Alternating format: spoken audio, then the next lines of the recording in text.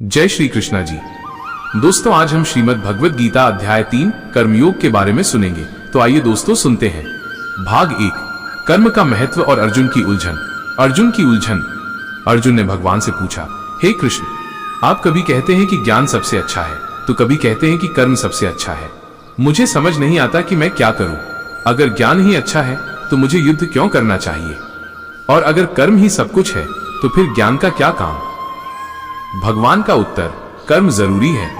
भगवान मुस्कुराए और बोले, हे अर्जुन, केवल कर्म छोड़ देने से कोई मुक्त नहीं होता। सिर्फ ज्ञान की बातें करने से भी कोई सिद्ध नहीं होता। हर इंसान को कर्म करना ही पड़ता है, क्योंकि बिना कर्म के कोई जी ही नहीं सकता। ये शरीर भी तब तक चलता है जब तक तुम कर्म करते हो। अगर तुम सोचो कि मैं कुछ नहीं करूंगा तो भी मन और इंद्रियां तुम्हें काम करने पर मजबूर कर देंगी। साधारण भाषा में समझो। भाई भगवान कह रहे हैं, अगर कोई आदमी कहे कि मैं कुछ नहीं करूंगा तो भी वो खाएगा, सोएगा, उठेगा, बोलेगा, यानी कर्म तो होगा ही। कर्म से भागा नहीं जा सकता। लेकिन अगर इंसान कर्म भगवान के लिए करेगा तो वही योग बन जाएगा।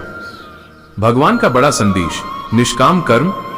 भगवान ने कहा, हे अर्जुन, जो भी कर्म करो उसे भगवान को अर्पित करो, फल की इच्छा मत रखो। इसी को निष्काम कर्म कहते हैं।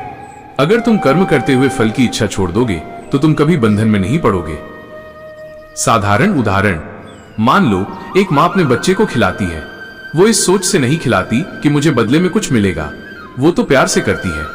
यही निष्काम कर्म है, बिना स्वार्थ के काम करना। भगवान का कहना, कर्मयोग ही सबसे श्रेष्ठ है। भगवान बोले, हे अर्जुन, कर्मयोग यानी भगवान के लिए कर्म करना, ये ज्ञान से भी बड़ा है।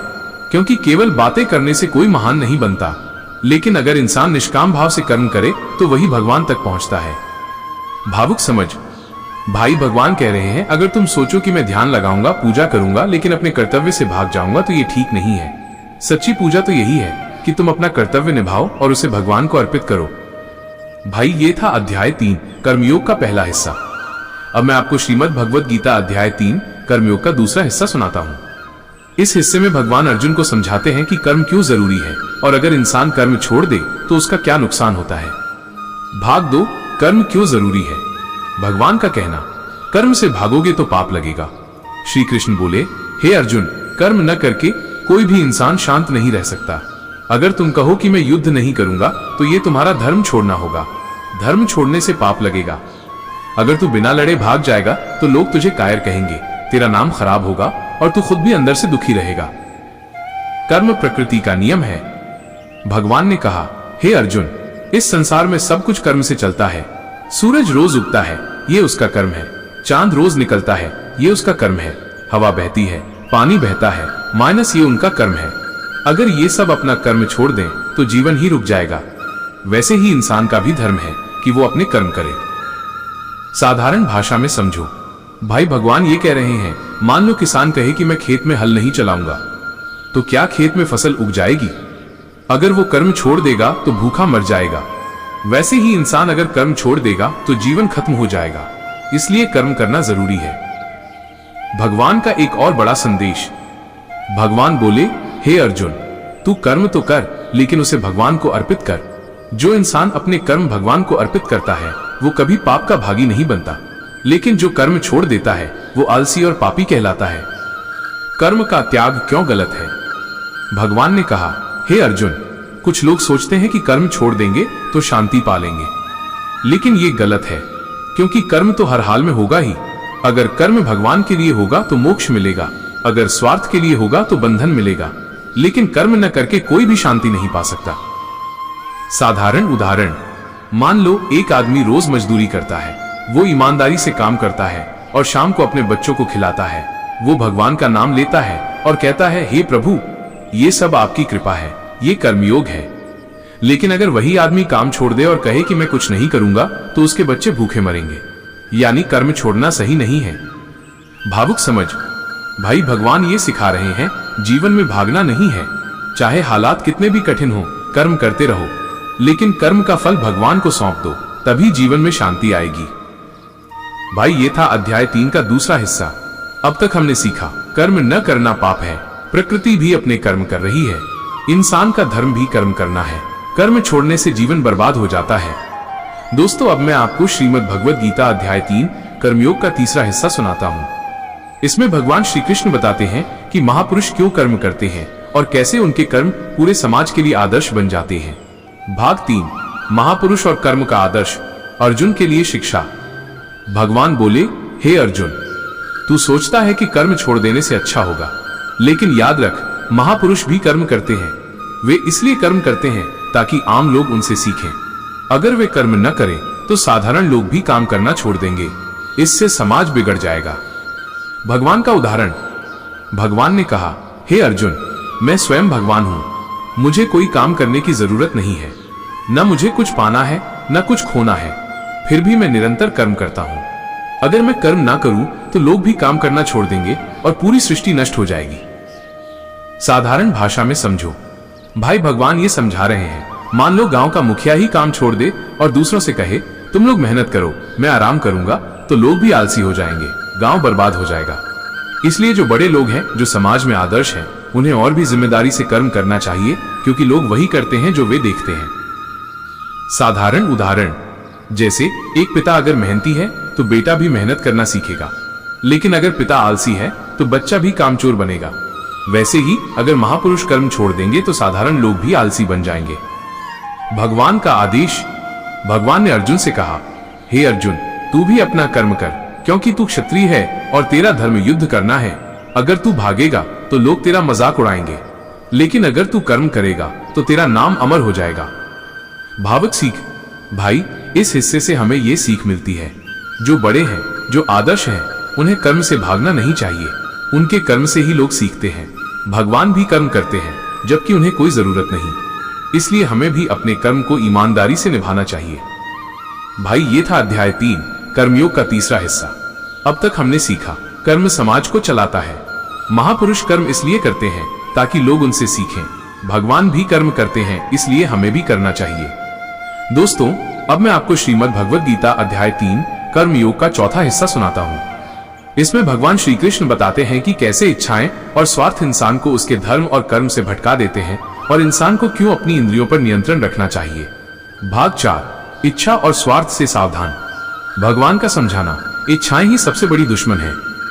भगवान बोले, हे अर्जुन, इंसान का असली दुश्मन कोई बाहर वाला नहीं होता। उसका असली दुश्मन उसकी इच्छाएं और वासना होती हैं। इच्छाएं ही गुस्सा बन जाती हैं, इच्छाएं ही मोह बन जाती हैं, इच्छाएं ही इंसान को धर्म से गिरा देती हैं। जो इंसान अपनी इच्छाओं पर काबू नहीं रख पाता, वो कभी शांति नहीं पा सकता। साधारण भाषा में समझो। भाई, भगवान कह रहे हैं, मान लो किसी को बहुत धन की इच्छा है। वो सोचता है कि मेरे पास बहुत पैसा हो जाए। अगर उसकी इच्छा पूरी न हो तो वो गुस्से में आ जाएगा। गुस्से से उसका विवेक चला जाएगा, फिर वो पाप करेगा। यानी इच्छा, गुस्सा, पाप, पतन। इच्छा ही इंसान को पाप की राह पर ले जाती है। इच्छाएं कहाँ रहती हैं? भगवान ने कहा, हे अर्जुन, इच्छाएं 3 जगह छिपी रहती हैं। 1, मन में।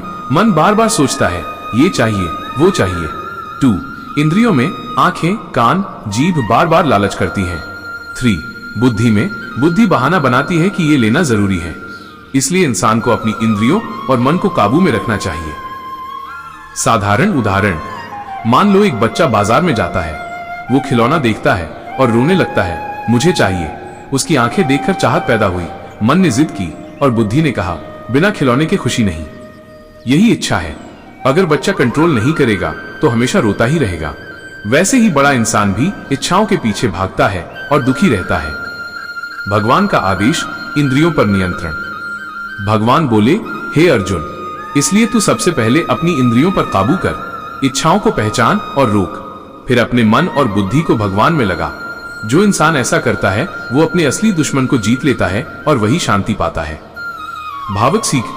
भाई, भगवान का संदेश बहुत गहरा है। इंसान का सबसे बड़ा दुश्मन उसकी इच्छा है।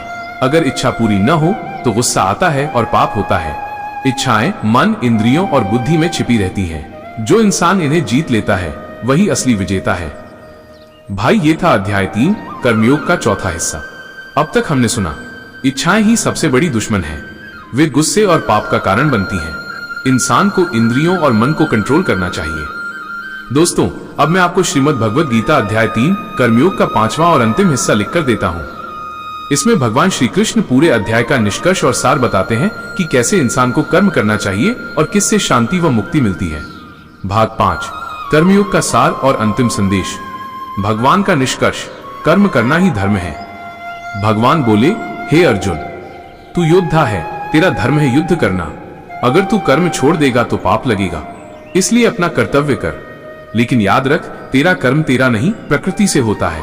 तू केवल एक साधन है, इसलिए घमंड मत कर कि तू सब कुछ करता है। भगवान ही सब कुछ करवाते हैं। साधारण भाषा में समझो। भाई, भगवान कह रहे हैं हम सब सोचते हैं कि हम काम कर रहे हैं, लेकिन असल में तो भगवान ही करवाते हैं। हम तो केवल उनके हाथ की कठपुतली हैं। इसलिए कर्म करो, लेकिन फल भगवान पर छोड़ दो। कर्मयोगी कैसा होता है? भगवान ने बताया, जो इंसान इच्छाएं छोड़कर भगवान के लिए कर्म करता है वो कभी बंधन में नहीं पड़ता। वो न पाप में फंसता है न पुण्य में अटकता है। वो सीधा भगवान तक पहुंचता है। साधारण उदाहरण, मान लो एक डाकिया है।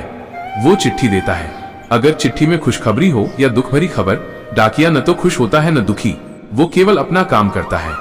वैसे ही इंसान को कर्म करना चाहिए, बिना फल की चिंता किए। भगवान का अंतिम आदेश अर्जुन को।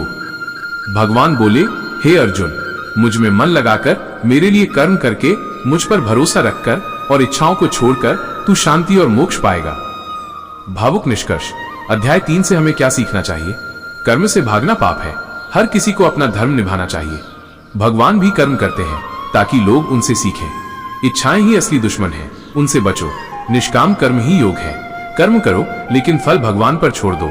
कर्मयोगी ही सच्चा भक्त है, वही भगवान तक पहुंचता है।